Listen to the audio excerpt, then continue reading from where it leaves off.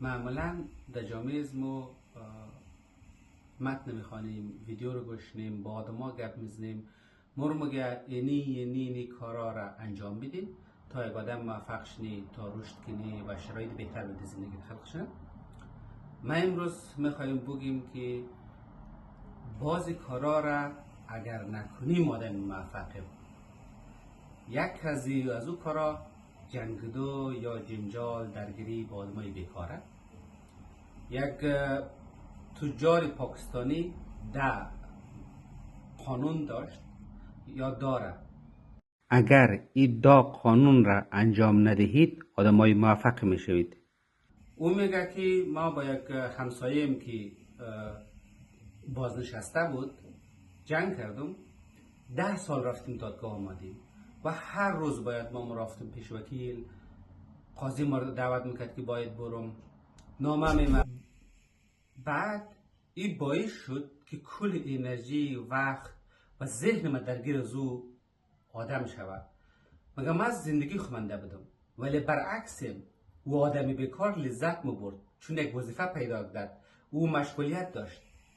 من که از جوانی خود از زندگی خمانده بودم، از برنامه خود، از رشد که دایده باید میکردم، از حال لذت بردن نمیتونستم، بخاطر که ما درگیری یک آدم شده بودم که او بیکار بود، او دنبال وظیفه میگشت. ما برعکسش زندگی خمیدادم. اینه که آدمایی که بیکاره اونا بلدش وقت ارزش نداره، بلدش اونا دیگه زندگی از ما ارزش نداره و کوشش کنه که وقت پر کنه و او بهترین حالت چقدر از ما درگیر شود.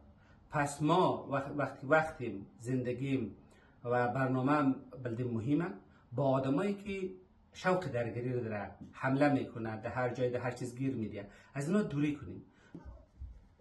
من زمانی که او از بین رفت ما آزاد شدم.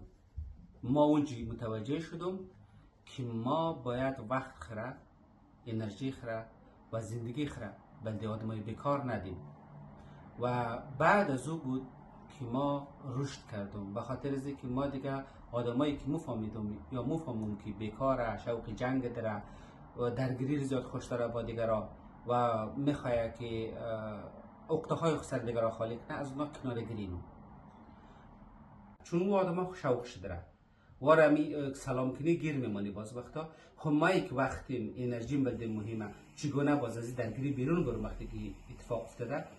ما دوست دارم شما پیشنهادات و نظرات چیم را بشنوم و واقعا همدیگر کمک کنیم. انزیت یک چاله‌ای که در جامعه وجود داره، ما روزانه سرکار قچی داریم و خیلی آدما بخی بدنی عادت داره که جنگ کنه، در جنجال هست اونا. خب ما چی کار کنیم که دقیق از اونا درگیر نشنیم؟ ما چی رقم از او چاله بشنیم؟